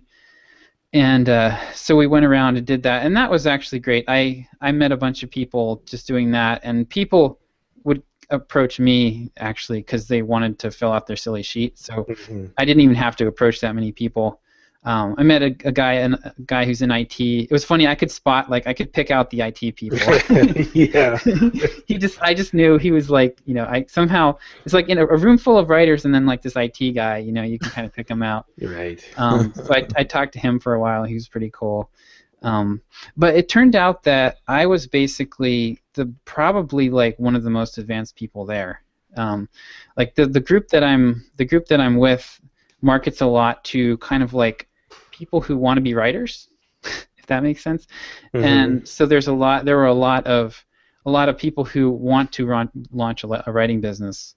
And so, like, I actually knew some stuff about marketing, and like, I ended up being a little bit of a kind of mini celebrity because, like, people. Well, I'd answer questions during the session, and then people were like, "Oh, this guy sounds like he knows a couple things." So they'd come up and start asking me a bunch of questions. So I had a couple really nice, like, long dinner conversations with people who just were kind of picking my brain. So that was pretty cool. And then, so my other objective was to try to get some one-on-one time with Bob Bly. Mm-hmm. So what I did was we sat in it was a conference room with rows of tables. So I sat kind of toward the front, and I was real deliberate about like trying to make eye contact with him and you know, let him know that I was. The eyes? What's that? No. The eyes? No eyes. No eyes. Were you crossing your leg? Swoon over it. Well, maybe I won't tell you the rest of my story then. So I, and you know, like, at one point he asked the question about like, he asked if anybody knew how to calculate the return on investment for a direct mail, like to do a direct mail mailing. And I raised my hand, and I kind of, you know, I gave like it was not really a great answer, but it was an answer. And apparently he was surprised and impressed that he thought I was younger than I was, for one thing. He's like, somebody your age knowing anything about direct mail, that really like impressed him. So then, you know, the rest of it was hilarious. Like after I did that, the rest of the conference, he kept saying stuff like he'd start to say something, he'd point at me, and he'd be like, "Oh, you probably know this," and then like, so like, you know, he's kind of like, he was kind of like singling me out, you know, throughout the whole thing. And it's funny because I did this in college. This is actually something that I just do naturally, where I'm really good at, and I need to keep this in mind and use it in the future. But I guess it's brown nosing or something. I'm really good at like finding the most influential person in the room and like getting their attention and sort of like, you know, it kind of elevates me. It jumps me to the head of the line. Yeah. And it drives other people nuts, but it's worked really well for me. Like my wife actually noticed this. She had a couple classes with me in college, and it drove her kind of nuts back then. But it works out. It works out really well. Yeah, go with it for sure. Yeah, yeah. And so teacher's pet. Yeah, basically that's all those things that we got made fun of for in high school and college are the things that make us superstars these days. I will wear that badge. Yeah, I'll wear that badge with honor. Totally. So then so I talked to him, like I answered a few questions, and I asked him a couple questions after sessions, and then at the end we were having a kind of like a mixer event, and I showed up early, and he was there. So we sat down at the bar. Neither of us drank anything, but we just sat. We ended up talking for like 20-25 minutes. Nice. And his kid goes to his son's graduating from Carnegie Mellon here in Pittsburgh. Mm-hmm. So we just kind of chatted about Pittsburgh and, you know, kids and that kind of thing for 20 minutes. And, you know, he was like definitely keep in touch. And, you know, I made a real impression there. Nice. And, nice. Yeah. So it was definitely a success. At some point soon, in an email or something, some communication with him, you have to mention next time you're in Pittsburgh, let me buy you lunch. Yeah, that's a good idea. You absolutely have to do that. Get in front of him face to face again. Yeah. One-on-one discussions. I mean, that's a phenomenal relationship to foster right there. Yep. And with you having that connection to his kid at Carnegie Mellon, I mean, you need to make sure you take advantage of that. That is a great idea. I'm gonna do that. Yeah, we emailed after the conference, and he was like, you know, he specifically. So I don't think I've talked about this on the podcast yet, but we're having a baby. Our third son here is due in 3 weeks, and I'd mentioned that too. You and Bob already? Gosh. Wow. All right. So this is just going downhill fast. But I mentioned to him that we were having a baby, and he specifically said, you know, let me know when your new one arrives. So nice. You know, so definitely made a good contact there. Awesome. And, that's great. Yep. Yeah. I give you a 10 out of 10 for the conference. You hit all your objectives, and you became the teacher's pet. And yeah, it's awesome that you became like the go-to question person, you know, for people who are asking you questions, because they knew that they immediately identified that you had, you know, knowledge in this area. Yeah. So. That's how I landed my very first freelance client. I was at a conference, and I was answering questions during one of the sessions, and the guy came up to me afterward and said, really liked the way you were answering those questions. You ever do any freelance work? And sure. Yeah, so it was really good. I highly recommend getting that immersion experience. It's really valuable to just sort of shut off everything else. And it was like I knew I was stressing out a little bit because I was checking my email throughout the day, and I would just star archive. Mm-hmm. I was like, I don't even want to know how many emails I'm going to have to go through when I get back, but just kept my focus there. So. No, that's really good. Yeah, that sounds like, and it's a confidence builder too. Like, it's pretty awesome that you go into this conference and you're probably thinking that you probably know you're an amateur and all these people are so professional, and then it turns out that you're in the top 10% of as far as knowledge. You might not have the experience that some of these people have, but you've whipped most of them in knowledge just because you're such a good student of the thing. So that's a good way of describing it. That's about what I would say. There were a couple other people who had been successfully getting their own clients for 6 months or a year, but there were only 3 or 4 of them. Pretty much everybody else was just getting started. Yeah. Cool. Yeah. So definitely worth the money. Yeah. That makes me smile. I'm glad it worked out because I know you were kind of anxious about it beforehand. Yeah. So. Chuck and I will be going to MicroConf here in 2 weeks. Yay!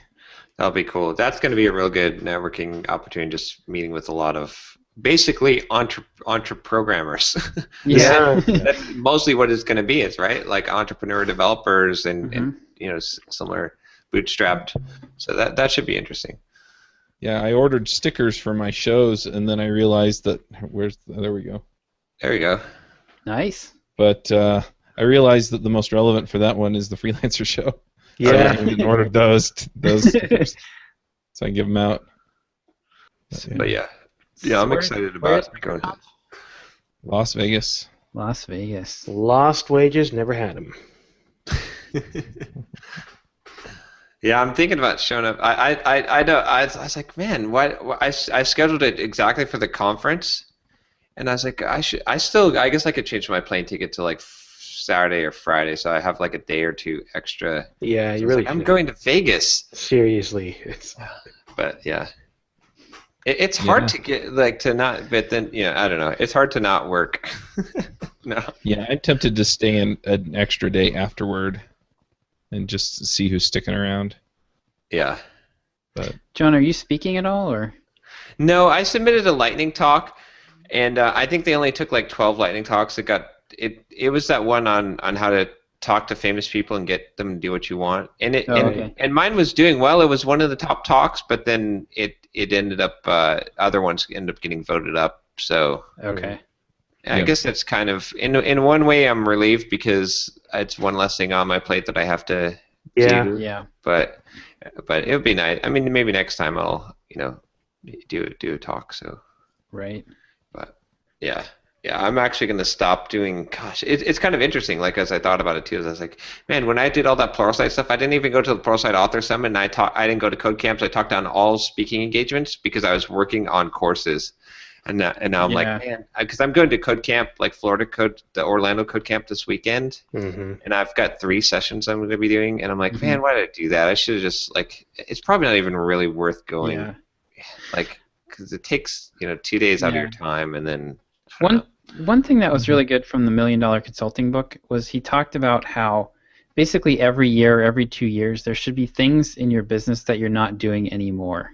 Yeah. That they're good. They're good at it, and that's one thing I'm recognizing now is that this whole thing's a path, right?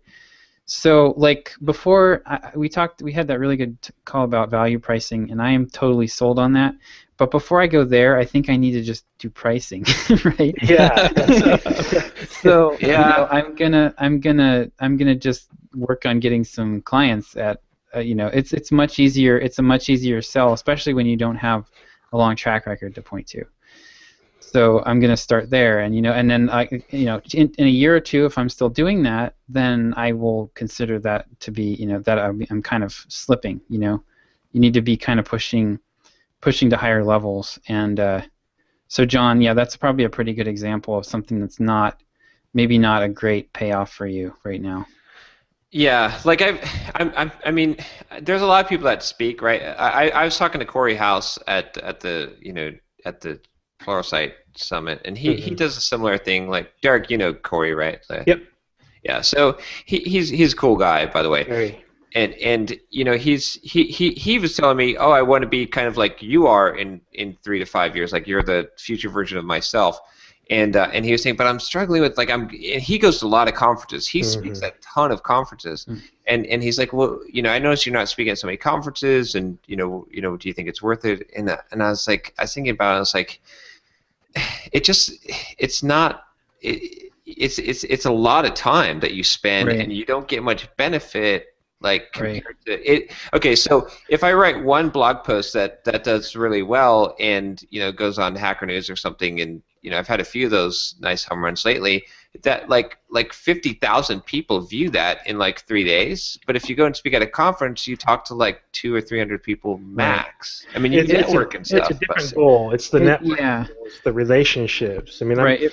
I totally get what you're saying, and because I feel the same way about going to conferences. I mean, I'm doing the keynote at Space City JS this weekend. But you're doing keynote. So. Yeah, which is going to be great. But even for all the other conferences that I've done, when I went to Winnipeg at the beginning of the month, I didn't go there expecting that I was going to get a whole bunch of Watch Me Code subscribers or Signal Leaf subscribers or whatever. I went there with the expectation that I would build some relationships, and I started building some relationships, and I increased the value of some other relationships. And, I now have a larger network of people that I can reach out to in order to make contact with, people in different industries and people in different places in their careers. And so it's the networking and the relationships. That's what conferences are good for.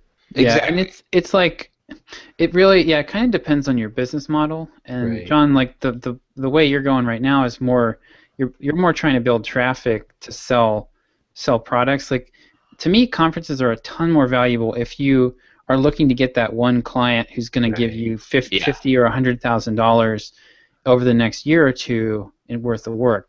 That's really valuable. But to go there to sell like 10 books or 10 copies of the course is not worth it. Exactly. If you're going for more of like a business, if your model's more of like volume, then. But I mean, if you could go there and get 3 coaching clients, who pay you $1,000 a month for 6 months, that's a different story. Like, you know what I mean? Potentially, I'm thinking of dropping that. I don't think $1,000 a month is worth my time, actually. Like, for coaching.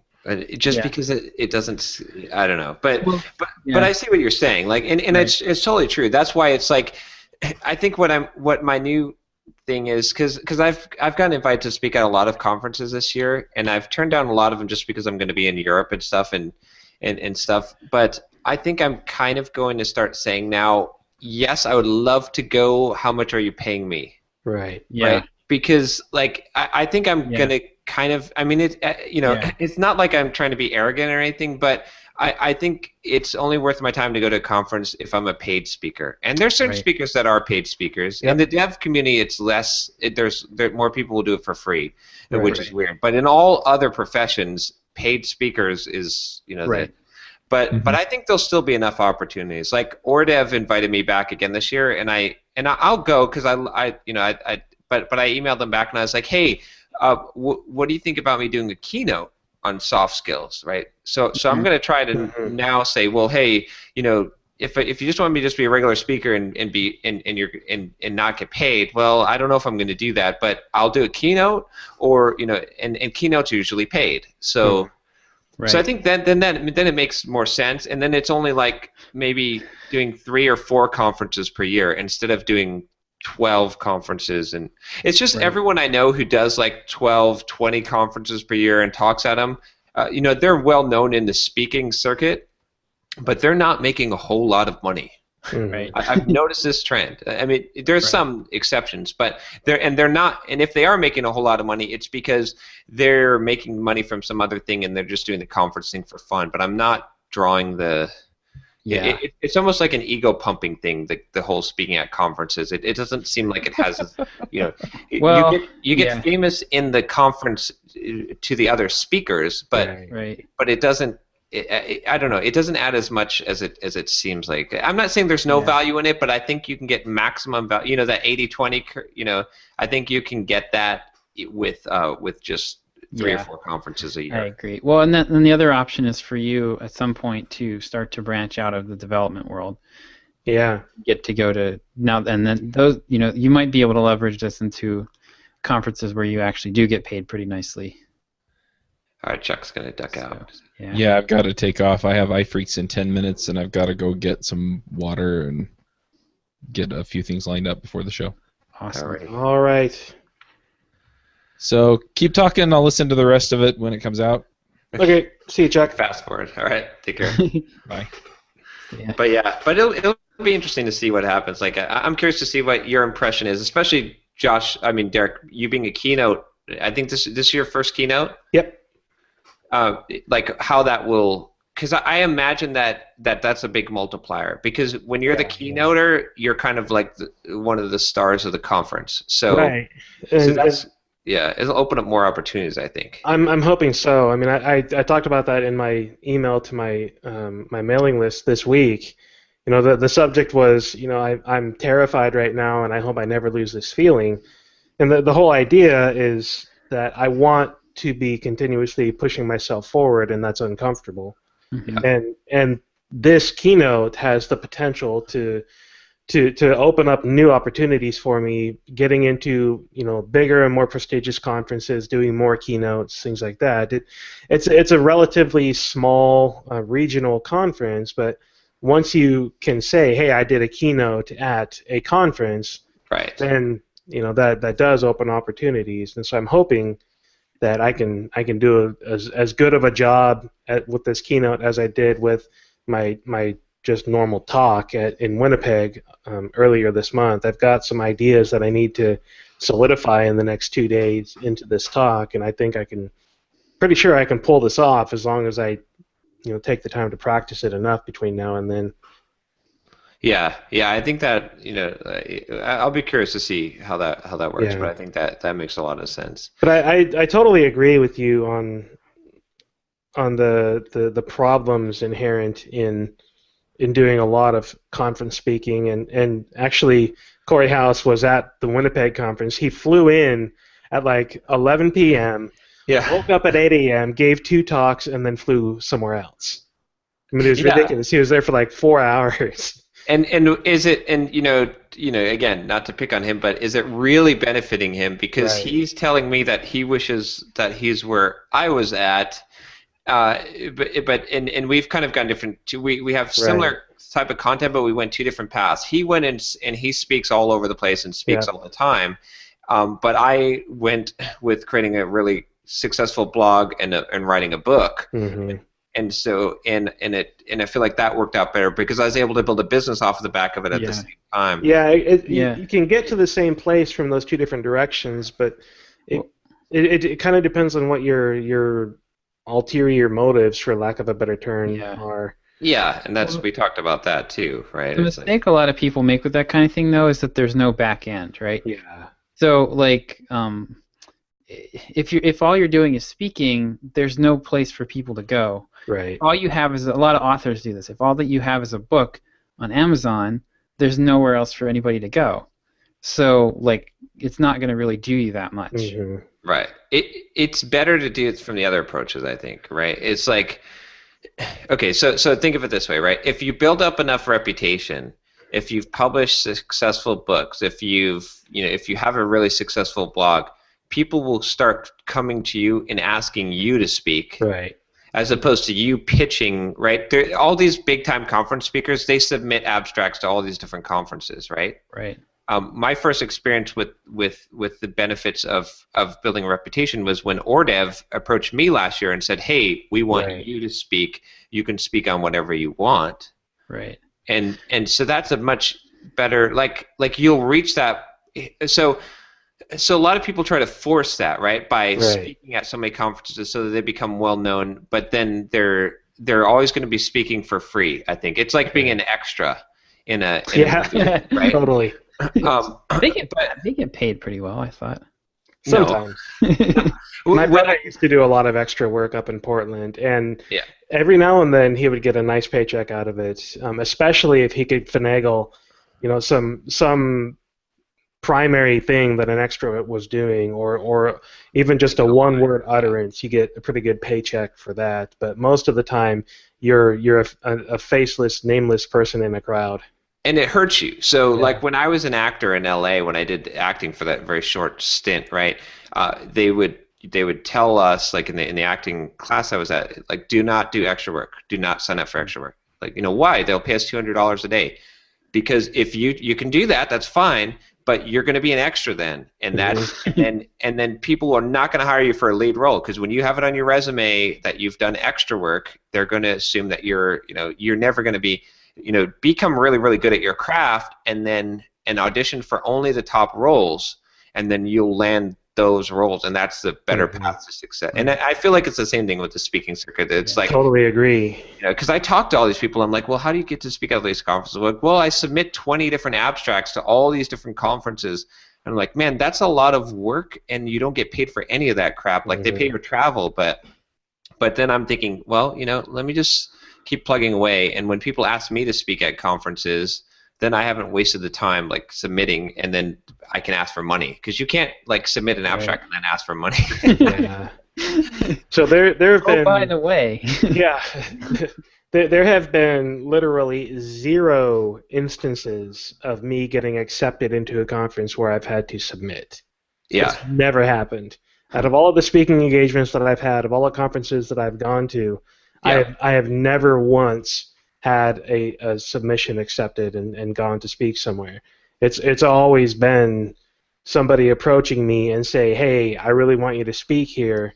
And sometimes you have to go through the formal, submit your talk, and it's going to be accepted. But for the most part, sorry, there was just somebody ringing at my doorbell. For the most part, like every conference that I've gone to speak at has been somebody approaching me, and it's because I've built the reputation through my blog and through screencasts and through Twitter, and relationships that I've built with people by doing whatever it is that they found me through. So that's really where the value is, building relationships. Plus, I've decided it's kind of probably better to be a scarcity kind of like. If you're everywhere at every conference, like you get a certain reputation for that, and I understand that some people make their kind of fame out of that. But it's kind of maybe a little bit better to be, let's get this guy at our conference because he never speaks at any conferences. Right. Like it becomes more of a, maybe you can play on that a little bit more. So I don't know. There's a lot to think about with it. Again, like I said, when I had this conversation with Corey House, he said, well, some of it's different motivations too. If you're not all about making money, and you want to meet people and you enjoy, which granted, I understand that aspect of it. I'm not trying to knock his choices, by the way. No, not at all. It's just there are different paths and there's different, and I'm trying to figure out what to do. As far as. For a long time, I was speaking anywhere and everywhere I could. Any opportunity I had, I would go. And now, man, I've been invited to some really amazing sounding conferences, and I have to say no most of the time because it doesn't work out for my schedule, for my family, for whatever reason. And it bums me out because I would really like to do some of these conferences, especially over in Europe. The more I can get out of the U.S., that's kind of what I'm limiting myself to at this point is unless it's within driving distance or it's outside of the U.S., I'm probably not going to do it. With an exception being, okay, I got invited to do a keynote. Yeah, I'll go do that. But it's pretty rare that I speak in the U.S. anymore just because it's not worth my time, unfortunately. Right. Exactly. Now, what do you guys think about this idea? I was thinking like the essentialist approach would be to pick out like the biggest, most prominent conferences in the just pick out like the top ones and like work on getting to speak at those conferences. Like and preferably even keynoting those, like finding the organizers and building the relationships with them, and just instead of like focusing on 20 conferences, like maybe one conference or two conferences that are like have the maximum impact. That if you speak at this conference, especially if you keynote it, that would be like a huge deal. Right. As opposed to all these little ones. Yeah, I mean that makes sense to me because like you got to figure the big conferences are going to be promoted a lot more heavily too. Yeah. So you're not only getting, and as a keynoter, you get promoted along with the conference. Right. You are the conference, right? Right. I mean, so that makes a lot of sense. But with the small regional ones, I mean, what are you really going to get? Yeah. And code camps. See, this is the other one. Is like, is it really worth going to code camps? I'm starting to like. I know people. I haven't done a code camp in years. I think it could be valuable if you're at the bottom. Right. Yeah, that's the other thing too. You and I are talking about this from the perspective of having a reputation. Right. And from the perspective of somebody starting out, I think code camps especially are a phenomenal place to start. Right. Well, if you're starting from ground zero, you have no blog, right. You have no email list, right? And what's the fastest way to get 100 people on your email list? Well, yeah, totally. Do a talk at a code camp. Code camps for a little while. Right. Building up a list of 1,000 people who know who you are and really like your stuff. I mean, that's kind of how I got started, truthfully. There's the Austin Code Camp, which was one of the first code camps around. And I went and did a talk there on solid software in C#, and I packed the room with like 250 people. I mean, it was standing room only. And that got me that talk got me an article deal with Code Magazine, and I turned that article into, it was a $2,000 paycheck, which was nice, but that also turned into a lot of traffic for my blog and a lot of interest in what I was doing, and kind of launched my speaking career from there. Yeah, I actually think that speaking, for people at the bottom, speaking like that is probably a better leverage than slaving away for 6 months writing blog posts that no one's going to read. Right. I mean, I think you got to do both. I certainly built an audience with my blog doing that, but having that launch from a speaking opportunity is a bigger push once I had already built a little bit of momentum. Yeah.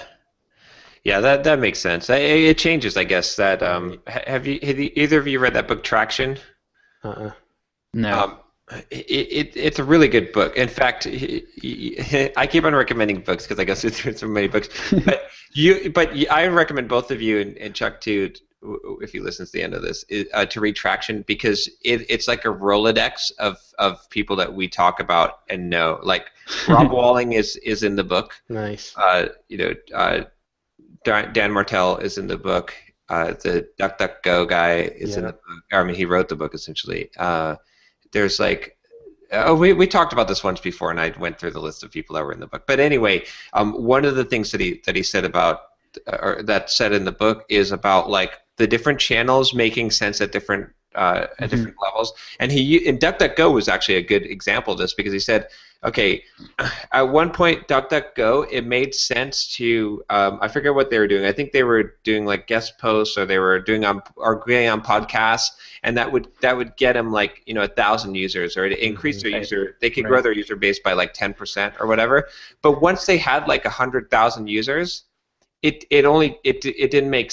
He had to do different channels. Then he had to do like paid advertising or like, and then when they had 1 million users, then they had to do television advertising, right? Because those other things didn't make a drop in the bucket anymore. So I think it's the same type of thing. It's like going to code camps and speaking is going to be very, very effective if you have no audience, because it's like 100% growth. Right. but if you're Bob Martin, going and speaking at a code camp doesn't really, people will love it. You'll be a celebrity there, but it's not really going to help you that much. Yeah. The marginal benefits are. Yeah. All right. Anyone got anything else to? Nope. That's it for me. Yeah, this was, since we're recording on Wednesday, didn't have a whole lot going on between now and then, just client work and prep for the conference keynotes. Although I will say, this crazy, stupid 1 meal a day thing, I've lost 11 pounds in 30 Dude, that's awesome. That's great. So, I mean, and I've been beating myself up about having eaten lunch that one day and changing the way I'm doing this, and it kind of just smacked me upside the head this morning. Like, no, that's totally the wrong way to look at this. Because, yeah, okay, I had this crazy goal of doing only dinner for 47 days straight, but that wasn't really the goal. That was the way to kickstart myself toward the goal. Yeah. The goal being eating better, losing weight, other things that are more important. And so it's like, okay, I'm settling into that mode again. And even though I've technically failed my 47 days goal, I've lost 11 pounds, more than 11 pounds already. And I'm constantly thinking about eating healthier and trying to, even if I am failing, which perfectly segues into my thought for the day. It's not about being perfect, it's about progress. I could have very rigidly held myself to the standard and called myself a failure, but that's not going to do me any good, No, and I just want to say that hopefully I didn't beat you up too much on the email. No, I really appreciated those emams, honestly. Okay, because we're honest, right? Yeah, I totally get where you're coming from. Okay. I was crying, man. Josh was under the table crying his eyes out, and you were talking to me, so it was bad. No, I really appreciated the honesty, because it was you saying those things. Just make a decision. Stop making excuses. When I started really thinking about that was when I realized, oh, you know what? You're right. I just need to make a decision, and so I made the decision. Okay, I'm gonna switch things up. I did 2 days where I ate lunch instead of dinner, and now today I'm gonna eat dinner instead of lunch, and so I'm not so worried about having this absolutely perfect, list of check marks that I got through all 47 days. I'm now more interested in, okay, what's going to be the best thing for me in order to continue losing this weight? Exactly. We should have really recorded this as a Get Up and Code episode. Exactly. Well, maybe we still can. I mean, we still should. Yeah, we should. But yeah, I mean, it could be the one that John records and then never publishes because exactly. I'll be the last episode. Yeah.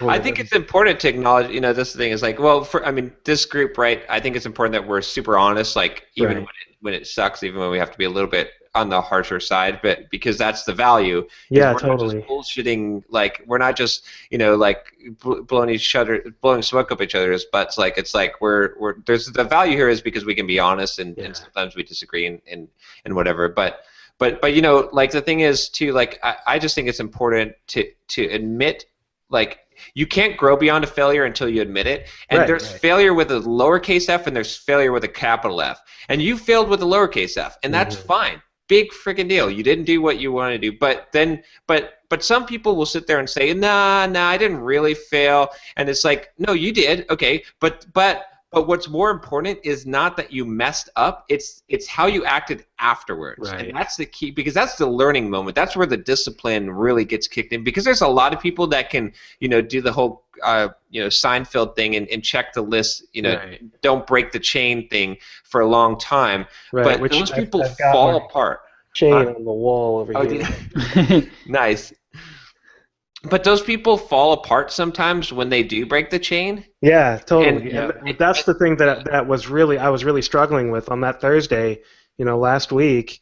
I was freaking out, like, oh crap, I've got 29 days of my chain marked off, and here's this one big sad face. Am I really? Did you actually wrote a sad face? Yeah, I actually drew a sad face on it. It's taped up too well. I don't want to tear it. Yeah. But yeah, I drew a sad face on there. All these red X's and this one black sad face, and it's like, okay, I can let that totally derail me, and I can just go back to being a fat, lazy slob eating crap and weigh 280 pounds again. But that's not. I don't want to do that again. Yeah. I was miserable at 245 pounds a month ago. So 235, yeah, okay, I'm improving. I still got a long way to go. But hey, you're doing it, and I mean, to me, like, it's not necessarily like when you said you're going to do this. To me, I was like, great. I wasn't thinking great because you're going to lose weight and get in shape. I was thinking great because you're going to develop so much mental discipline from doing this exercise, like by going through this, that it will be easier for you to lose weight when you choose to, even if this, it just, you'll lose some as a side effect, sure, but just like going through an ordeal like this, it just, I don't know, it gives you more mental fortitude, and that's a strength that just benefits you in multiple ways. So I mean, that's the real value that I saw with the thing is that, and the fact that you picked up, like, you're like, because that was a critical point. It was like, when you had this mess up, what are you going to do? Right. Are you going to just say screw it, and I was trying to place my bets. I was like, is Derick going to say screw this and then give it up, or is he going to like say, no, this isn't going to stop me, I'm going to finish out the rest of this as best as I can, and I'm glad to see that you chose the second path. So yeah, it was really easy to say forget it, I'm done, but I'm trying not to. Yeah. And people, someone listening, I think, commented, "Oh, 1 meal a day, that's ridiculous." It's not about that. Yeah. I didn't bother responding to that comment. Just yeah, okay, whatever. Yeah. So that's it. That's it for me. So my thought for the day, again, it's not about perfect. It's about progress. And as long as you continue to make progress, that's the important thing. Like you said a couple weeks ago, John, get knocked down 6 times, get up 7. Yeah. See, I think my thought for the day would be focus on what is essential. Yeah. And no more, right? I don't need end to of say thought for the day. Yeah, exactly. Nice. Little one focus on what is essential, and don't do stuff that's not essential and all that other stuff. Just focus on the essential stuff. Try to avoid all the extraneous stuff. Say things in fewer words if you can. That's my thought for the day. Exactly. There we go. Now you can write a book about it. See? Yes. Yeah. I think mine is going to be, don't be content to stand in line. I think a lot of people, you just kind of like, you want to get somewhere and you just sort of shuffle over and you get in line, you just kind of wait and you just kind of like bide your time. Find shortcuts, like find a way to cut 5 years off of your time. Don't just accept the default path, I guess is what I'm saying. To expand on that with another one-liner, a former boss of mine used to say, seek adversity, the lines are shorter. There you go. I love that. That's a great quote. Yeah. Awesome. All right, guys. All right. See you. All right.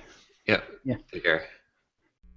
Wanna start a business, but you just know how to code? Listen to John, Josh, and Derick as we figure it out. We are the EntreProgrammers, and we'll teach you straight up.